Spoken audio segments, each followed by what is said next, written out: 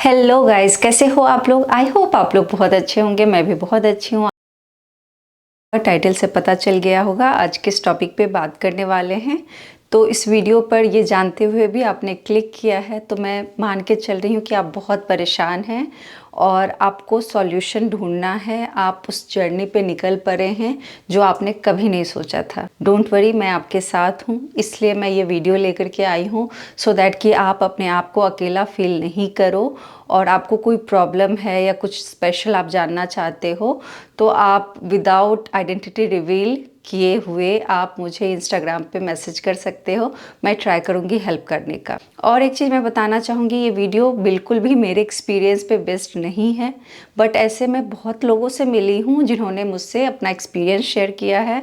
और तो मैंने सोचा कि आप लोगों में से भी बहुत लोग परेशान हो रहे हो और आपको सॉल्यूशन नहीं मिल रहा है या फिर कहाँ से स्टार्ट करना है, कुछ समझ नहीं आ रहा है, तो आपकी सिस्टर आ गई है आपका हेल्प करने के लिए। पहली चीज़ आती है कि आप डिवोर्स क्यों लेना चाह रहे हो, आप क्या चाहते हो। क्योंकि बहुत बार हम जब बहुत ज़्यादा परेशान हो जाते हैं तो ये सोच नहीं पाते हैं कि हमें क्या चाहिए। हमें लगता है कि बस सामने वाला जो पार्टी है ना, चाहे वो हमारा हस्बैंड हो चाहे हमारी वाइफ हो, उसको बस लेसन सिखाना है। क्या आप भी ऐसा सोच रहे हो? आई नो आप परेशान हो, आप ऐसा सोच सकते हो, कुछ भी गलत नहीं है। लेकिन मैं बताऊँ एक बात, ऐसा नहीं सोचना है। आप अपने बारे में सोचो।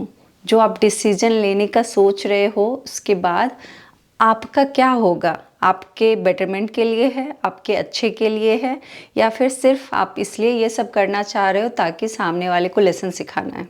तो अगर आप सामने वाले के लिए कुछ भी कर रहे हो तो गलत कर रहे हो। मत सोचो ऐसा। जब आपके मन में डिवोर्स का आ गया ना तो उसका मतलब है कि सब खत्म हो गया। सामने वाला क्या अपनी लाइफ के साथ करेगा, उसके लिए क्या अच्छा है क्या बुरा है, ये सोचना आपका काम नहीं है। उसके अपने होंगे, उसके पास पेरेंट्स होंगे, उसके फ्रेंड्स होंगे, या फिर वो मान लो कि ऑर्फन है, तब भी आपको उसके बारे में नहीं सोचना है।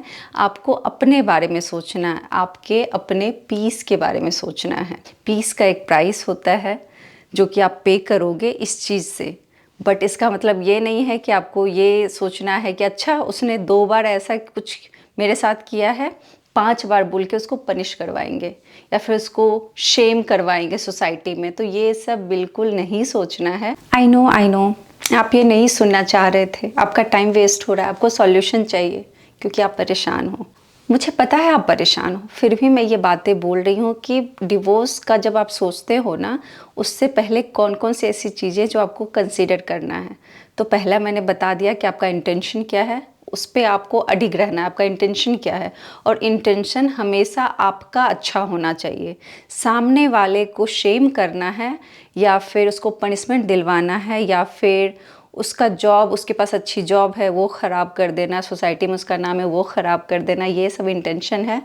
तो आई थिंक आपको थेरेपी की बोलना नहीं चाहिए, बट मैं ऑनेस्ट रहूँगी आपके साथ सो दैट कि कोई और भी आपको यही बात बोलेगा। जो आपका अच्छा चाह रहा है वो सब कोई यही बात बोलेंगे आपको। ठीक है, आप मैरिज में खुश नहीं हो, आपका राइट्स बनता है। आप भी खुश नहीं हो, पार्टनर भी खुश नहीं है, कॉम्प्लिकेशंस आ रहे हैं, आर्गूमेंट्स हो रहे हैं, घर का पीस ख़त्म हो रहा है। ठीक है, मैरिज को एंड करना है, इट्स ओके।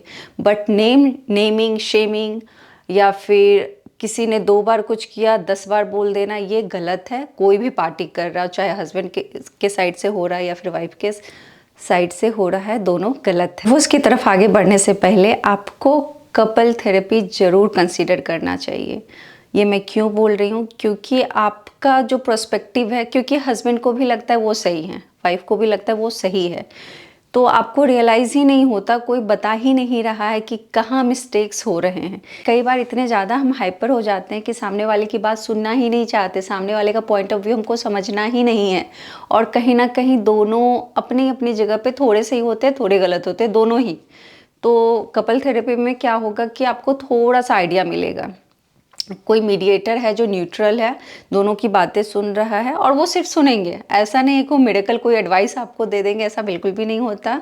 मैं बहुत सारे लोगों से मिली हूँ जिन्होंने कंसीडर किया और वो कंफर्म हो पाए कि अच्छा डिवोर्स चाहिए तो डिवोर्स ही चाहिए, क्योंकि उनको क्लैरिटी मिल जाती है और फिर आपको कोई अफसोस नहीं होता, रिग्रेट नहीं होता कि मैंने ऐसा क्यों किया। अब डिवोर्स ले लोगे उसके बाद सोचोगे तो फिर तो कुछ नहीं हो सकता ना। तो उससे पहले ज़रूर दोनों पार्टी को कंसीडर करना चाहिए कपल थेरेपी। सबसे पहले एक गिलास पानी लो, पियो आप आराम से सिप सिप करके, और परेशान नहीं होना है। परेशानी आती ही इसीलिए है कि आपको स्ट्रांग बना सके, और उसका सॉल्यूशन भी कहीं ना कहीं आपको भी पता होता है। तो बस सॉल्यूशन ढूंढना है, और मैं आपको थोड़ा सा आइडिया देने के लिए आ गई हूँ सो दैट कि आप लॉस्ट फील ना करो, क्योंकि इनिशियली आप अपने फ्रेंड से भी शेयर नहीं कर पाते हो, फैमिली में भी नहीं बता पाते हो, और आप लॉस्ट फील करते हो। तो मैंने सोचा कि क्यों ना आपको बताया जाए, क्योंकि मैंने बहुत सारे पॉइंट्स कवर कर लिए, बहुत सारे टॉपिक कवर कर लिए, और ये टॉपिक रह रहा था। और मैं देखती हूँ आए दिन कि लोग स्ट्रगल कर रहे हैं, रियल लाइफ में मैं देख रही हूँ कि बहुत स्ट्रगल कर रहे हैं, बट वो लॉस्ट फील करते हैं। तो चलो टॉपिक की तरफ आगे बढ़ते हैं। मैंने बहुत सारा ज्ञान दे दिया, अब सच्ची में मैं टॉपिक की बात कर रही हूँ। तो आपने मन बना लिया, सब कुछ हो गया, कपल थेरेपी ले लिया, काम नहीं किया। अब है कि बारी आती है, दो लोग डिवोर्स लेना चाह रहे हैं, म्यूचुअल है, या फिर कोई एक लेना चाह रहा है, दूसरा नहीं लेना चाह रहा है, या फिर दूसरे को फ़र्क ही नहीं पड़ रहा है, या फिर डिवोर्स आप इसलिए रहे हो क्योंकि सामने वाले ने चीट किया है और आप कॉम्पनसेट करना चाह रहे हो, या फिर आप डिवोर्स इसलिए ले रहे हो क्योंकि वायलेंस हो रहे हैं हाउस होल्ड में, डोमेस्टिक वायलेंस, मेंटल अब्यूज़ हो रहा है, और चाइल्ड भी इन्वॉल्व है। ठीक है, ये सारे सिनेरियो होते हैं। दूसरा सिनेरियो आप ये कंसीडर कर सकते हो कि एक पार्टनर जर्मनी में है, दूसरा पार्टनर कहीं और रह रहा है, दूसरे कंट्री में रह रहा है, और फिर आप डिवोर्स लेना चाह रहे हो। फिर आता है कि दोनों एक ही नेशनैलिटी के हैं, दोनों में से कोई भी जर्मन नहीं है, बट दोनों लोग जर्मनी में रह रहे हैं, सेम सिटी में, सेम घर में रह रहे हैं, और दोनों को डिवोर्स चाहिए। तो कौन सा सिचुएशन है आपका? जनरली मैं यहाँ देखती हूँ कि जो लोगों की शादी हुई है 6 मंथ 1 ईयर में, उनको आइडिया लग जाता है कि हमारी नहीं बनने वाली है, तो मतलब दो ही लोग हैं और उनका कुछ ज़्यादा इंटरेस्ट नहीं है, मान लो कॉम्पनसेट नहीं करना, कुछ नहीं करना, सिंपली डिवोर्स करना है, तो वो काफ़ी इजी हो जाता है। दो लोग अगर म्यूचुअल डिवोर्स लेना चाह रहे हैं तो इजी हो जाता है, बट उसके लिए सेपरेटली आपको अलग अलग लॉयर चाहिए, दोनों का रिप्रेजेंटेटिव अलग अलग होगा जो कोर्ट में आपके बिहाफ में आपको रिप्रेजेंट करेगा। ठीक है, जब आप जाते हो डिवोर्स के लिए तो दोनों अलग अलग लॉयर के साथ जाएंगे, आप दोनों को एग्री करना है। जर्मन लॉ के लिए आप एग्री कर रहे हो, ठीक है। उसके बाद शादी हुई, उसके बाद जो आपने प्रॉपर्टी एड ऑन किया है, बनाया है, दोनों का प्रॉपर्टी का भी इशू है, या फिर दोनों का शादी के पहले अपने अपने नाम पे प्रॉपर्टी था, प्रॉपर्टी का कोई इशू नहीं है, तो फिर इजी हो जाता है। उस केस में बहुत इजी हो जाता है कि कुछ आपको नहीं चाहिए, डिवोर्स चाहिए, एंड आपका प्रॉपर्टी का कोई कॉम्प्लेक्सिटी नहीं है, बेबी नहीं है, तो फिर इजी हो जाता है। जहाँ प्रॉपर्टी इन्वॉल्व है, और वो प्रॉपर्टी कहाँ है, जर्मनी में है, फिर तो चलो ठीक है, मैनेज हो जाएगा। बट वो प्रॉपर्टी ओवरसीज प्रॉपर्टी है, जर्मनी से बाहर प्रॉपर्टी है, तो उस पर जर्मन लॉ का कोई कंट्रोल नहीं है, यहाँ पे कोर्ट का कोई कंट्रोल नहीं है। वो आपको जहाँ प्रॉपर्टी है वहीं पे सॉर्ट करना पड़ेगा, यहाँ से कुछ भी नहीं हो सकता है। ये जो मैं अभी बता रही हूँ, दो लोग अगर डिवोर्स म्यूचुअली करना चाहते हैं, जर्मनी में रह रहे हैं, प्रॉपर्टी का इशू नहीं है, बेबी नहीं है, तो फिर इजीली हो जाता है। अलग अलग रिप्रेजेंटेटिव है, मिनिमम आपको जो कॉस्ट आएगा वो 1000 यूरो पर पर्सन आता है, बट ये 10,000 20,000 तक भी जा सकता है, डिपेंड करता है आपका केस कैसा है, कितनी हियरिंग तक जाती है। आता है कि 1 ईयर का सेपरेशन यहाँ पे भी है, जर्मनी में भी है, बट वो ऐसा नहीं है कि अलग अलग घर में रहना है तो 1 ईयर का सेपरेशन कंसीडर होता है। एक घर में भी हैं और फिजिकल इंटीमेसी नहीं है, आप दोनों एक दूसरे से बात भी नहीं कर रहे हैं, टच भी नहीं है, कुछ भी नहीं है, तो आपको बताना है, देन हो जाएगा, म्यूचुअली हो जाएगा, कोई प्रॉब्लम नहीं है। और थोड़ा सा टाइम 6 मंथ का वो देते हैं, कोल्ड पीरियड होता है कि अगर आप सेटलमेंट करना चाहते हैं खुद से तो कर सकते हैं, वो यहाँ पे भी है। बट अगर आप बोलते हो नहीं, हमें पता है कि हमारा सेटलमेंट नहीं होना है, हमें अलग होना है, तो फिर ठीक है, हो जाएगा वो। और फिर आपका मैरिटल स्टेटस यहाँ चेंज हो जाएगा। फिर मान लो कि इंडिया से जो लोग इंडियन हैं तो आपको इंडिया में भी वो अपडेट करवाना पड़ेगा जहाँ पे आपने मैरिज रजिस्टर्ड किया था। चीज़ ये भी आती है, आर्य समाज में अगर शादी हुई है आपकी तो वो मैरिज कंसीडर ही नहीं होता, वो मैरिज ही नहीं है, लीगल मैरिज कंसीडर नहीं होता। तो मैरिज आपने कहाँ रजिस्टर्ड कराया है वहाँ पे भी अपडेट करना होगा और वो वैलिड होगा इंडिया में भी। ये सिंपल तरीका है जब म्यूचुअली आप डिवोर्स के लिए जाते हैं। तीसरा आता है, बहुत ही कॉमन है वो भी, डिवोर्स रेट जब बेबी हो गया और जब आप अकेले सब कुछ बेबी का करते हो तो दोनों पार्टनर जो होते हैं काफ़ी परेशान होते हैं और रियल फेस जो होता है ना उस टाइम रिवील हो जाता है दोनों का। तो उस टाइम अगर आप सर्वाइव कर लेते हो तो कर लेते हो, लेकिन रियल फेस उस टाइम आपको दिख जाता है तो बहुत मुश्किल होता है। जब बेबी हुआ इनिशियल 3-4 इयर्स जो होते हैं उसमें अगर सब अच्छा रह गया तो आप बोल सकते हो बहुत अच्छा है, तो वो काफ़ी डिफ़िकल्ट होता है, स्पेशली आप जर्मनी में रह रहे हो या फिर इंडिया से बाहर रह रहे हो जहाँ पे हाउस हेल्प के नाम पे कुछ भी नहीं है, किसी से शेयर नहीं कर सकते, किसी को कुछ ज़्यादा आप बता नहीं सकते पर्सनल लाइफ के बारे में। तो उस सिचुएशन में ऐसा होता है। हमें भी परेशान नहीं होना है। अगर ऐसा कुछ लग रहा है कि दोनों लोग साथ नहीं रह सकते हैं तो आपको देखना, अगर दोनों फिनेंशियली इंडिपेंडेंट हैं तो फिर आपको देखना है कि क्या चाहते हो। हस्बैंड क्या कस्टडी चाहता है या फिर वो बोल रहा है कि हाँ ठीक है 100% कस्टडी ले लो। अगर 100% कस्टडी भी वो दे रहा है मदर को या फिर मदर दे रही है फादर को और दोनों लोग फिनेंशियली इंडिपेंडेंट हैं और म्यूचुअली डिवोर्स के लिए जाते हैं तो कोर्ट के लिए ईजी हो जाता है, तब भी कोई प्रॉब्लम नहीं है। बट जहाँ पे है कि दोनों लोग म्यूचुअली डिवोर्स भी करना चाह रहे हैं बट कस्टडी भी 50-50 चाहते हैं तो उस केस में कोर्ट इंटरफेयर, युगेनाम भी इंटरफेयर करेंगे। कोर्ट भी देखेगी कि आप दोनों रहोगे कहाँ, कितना दोनों का इनकम है और फिर कितने कितने दिन एक दूसरे के साथ बेबी रहेगा और 50-50 कैसे होगा, वीकली बेसिस पे होगा, 15 डेज या मंथली। जनरली वो वीकली बेसिस पे करते हैं जो कि चाइल्ड के लिए बहुत एग्जॉस्टेड होता है। और दोनों का घर कितने कितने डिस्टेंस पे है, बहुत कुछ, और ये लंबा चलता है। जहाँ बच्चा इन कर गया आपके केस में और यहाँ पे बहुत लंबा चलता है और बहुत प्रिकॉशंस लेते हैं बच्चे की बात जब आती है। अब है कि बेबी भी है और डिवोर्स लेना चाह रहे हो बिकॉज उसमें से वायलेंस इन्वॉल्व है। डोमेस्टिक वायलेंस हो सकता है, मेंटल एब्यूज़ हो सकता है, दोनों में से किसी की तरफ से, और ये आप कोर्ट में बोल भी रहे हो तो कोर्ट बहुत स्ट्रिक्ट एक्शन लेगा क्योंकि इसमें बच्चा भी इन्वॉल्व है और वो हाउस होल्ड सेफ नहीं है बच्चे के लिए। तो पहले तो बहुत सारे, अगर बच्चा आपका 2-3 इयर्स का है तो उसको जो भी थेरेपी देनी है, जो भी उसको सपोर्ट करना है वो करेंगे। बच्चे से जानने की कोशिश करेंगे कि सच में वो कैसा फील कर रहा है घर पे। और अगर प्रूफ हो गया जो भी आप बोल रहे हो, वाइफ बोल रही है हस्बैंड के बारे में या फिर हस्बैंड बोल रहा है वाइफ के बारे में, तो कस्टडी एक दूसरे के हाथ से जा सकती है, ठीक है, जिस पे भी प्रूफ हो जाएगा। 100% कस्टडी दूसरे पार्टी को मिल जाएगा। बट है कि एक ने इल्ज़ाम लगाया, मान लो हस्बैंड ने इल्ज़ाम लगाया वाइफ पे कि ये ऐसे करती है, वैसे करती है, अब्यूज़ करती है मुझे भी, बच्चे को भी, और रिपीट में वाइफ ने भी हस्बैंड पे भी इल्ज़ाम लगा दिया और दोनों का जो केस है बहुत ही गंदा हो चुका है।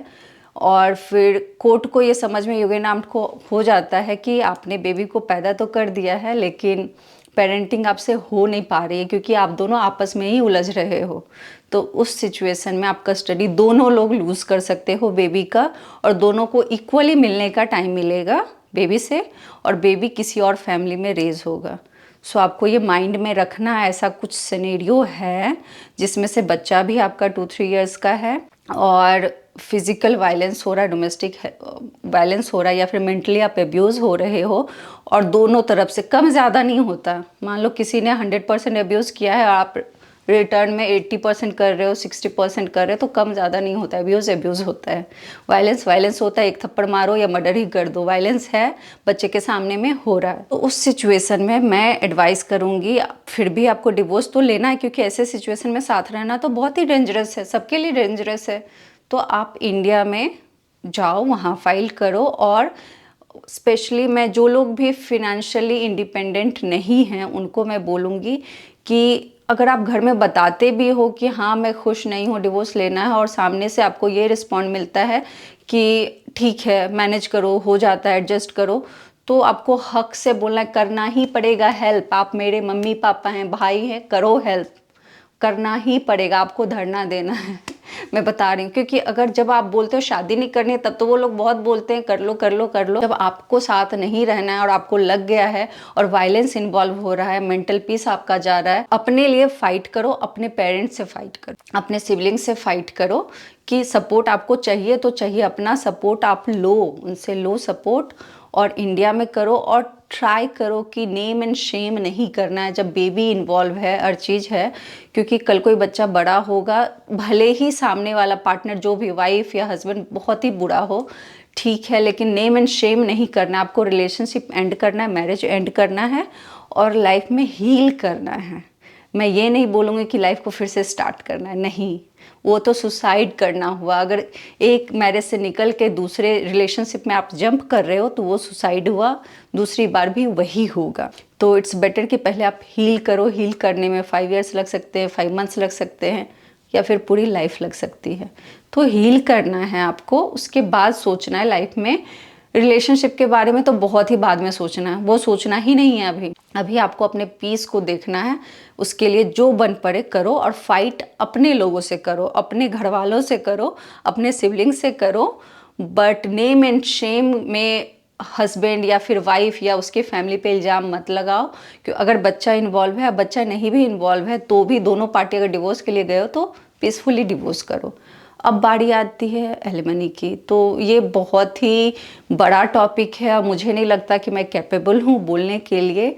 बट अगेन आप देखो दोनों में से कौन फिनेंशियली इंडिपेंडेंट हो या फिर कितना फिनेंशियल सपोर्ट चाहिए। अगर बेबी इन्वॉल्व है तब तो कोर्ट डिसाइड करेगा। बट मैं एक बात बोलूँगी, अगर डिवोर्स आप इंडिया में कर रहे हो तो फिर वहाँ पे लॉयर का बहुत ही स्कैम है। अगर 5 करोड़ आप किसी पार्टी को एलिमनी दिलवाती है तो उसमें वो परसेंटेज लेते हैं 20%, 30%, और ये रियल केसेस है, मैंने सुना है, लोगों से बात किया है मैंने। तो वो स्कैम मैं बता रही हूँ, लॉयर के स्कैम में नहीं पड़ना। चाहे ये वीडियो आप हस्बैंड हो देख रहे हो या फिर वाइफ हो देख रहे हो, प्लीज़ प्लीज़ अवॉइड करना है कि दूसरे वाले पार्टी को का कमर तोड़ देना है। जनरली ऐसे बोलते हैं ना कि ऐसे करना है, ऐसा स्ट्रॉन्ग केस बनाएंगे कि कमर टूट जाएगी, उसके इतने पैसे आ जाएंगे हमारे पास, फैमिली का नाम खराब हो जाएगा, फैमिली सर उठा के नहीं चल सकती। तो प्लीज़ ऐसा मत सोचो। आई नो आप हर्ट हो, आप ऐसा सोच रहे हो, लेकिन इससे आप भी खुश नहीं रह पाओगे। तो मैरिज एंड हो रहा है, लाइफ एंड नहीं हो रही। दोनों की लाइफ बहुत लंबी है, आगे अपने अपने लाइफ में खुश रहो। ठीक है, उसके लिए आप अच्छा नहीं सोच सकते हो सामने वाले के लिए, लेकिन अपने बारे में तो सोचो, बस अपने बारे में सोचना। बात कर लेते हैं कि कौन कौन से डॉक्यूमेंट रिक्वायर्ड होते हैं। हाँ, सही सुना आपने, आप घर से बाहर हो, दूसरी कंट्री में हो, तो डॉक्यूमेंट तो चाहिए ही होंगे। और ये तो बहुत ही बड़ा है कि लाइफ का बहुत ही बड़ा इवेंट कह सकते हो। मैरिज के बाद डिवोर्स ही बड़ा इवेंट होता है, डेथ से पहले। तो ये बहुत ही बड़ा इवेंट है और मैं खुश होकर बोल रही हूँ, क्योंकि डिवोर्स अच्छी चीज़ है। अगर आप खुश नहीं हो और अपने पीस के लिए आप ये कर रहे हो तो अच्छी चीज़ है।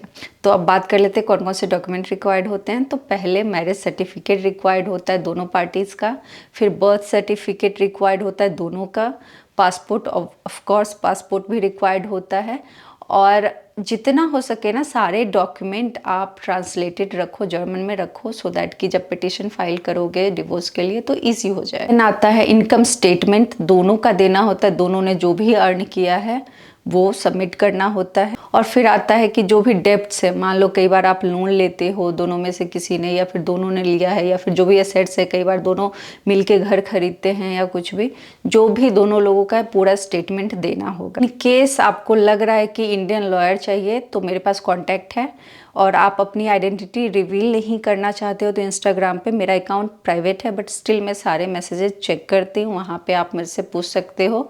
आई प्रॉमिस मैं जज नहीं करूँगी, जितना हो सके मैं आपका हेल्प करूँगी, और आप वहाँ पे आप मुझे कांटेक्ट करना, मैं शेयर कर दूँगी। और अगर आपको उतना टेंशन नहीं है, आप फ्री हो, यहाँ पे कमेंट कर सकते हो, मैं ट्राई करूँगी आंसर करने का। दूसरी चीज़ की रिलीजियस वैल्यू आपका जो भी है वो कंसीडर यहाँ पे नहीं होता है जर्मनी में, या फिर अभी तो इंडिया में भी ऐसा हो गया कि किसी ने बोल दिया कुछ और डिवोर्स हो गया, एक पार्टी ने बोल दिया, तो ऐसा बिल्कुल भी नहीं होता है।